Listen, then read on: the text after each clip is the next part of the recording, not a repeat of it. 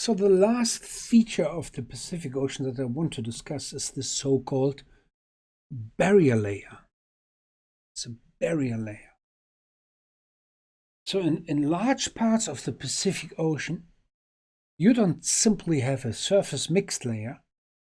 You actually have two layers as part of the surface stratification.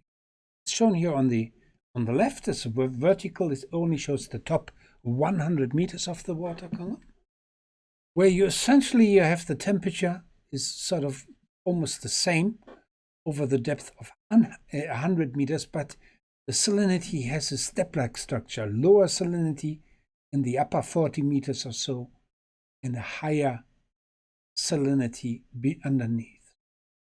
Okay, so you have an extra stratification, density stratification induced by the salinity. Okay? And this lower of the two layers is called the barrier layer. And the idea of calling it barrier layer is that it sort of restrains and reduces the exchange between the mixed layer and the layer underneath. Okay? Or okay? So it's a barrier layer between an additional barrier layer that exists. And the thickness of the barrier layer is mapped here in the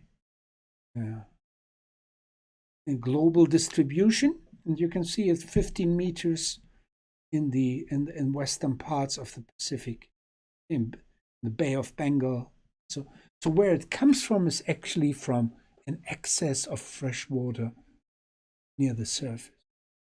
Okay, so it's very similar to what you have in polar regions, where you have an excess that salinity that controls everything. But here it comes an excess of fresh water due to two effects. One is direct precipitation.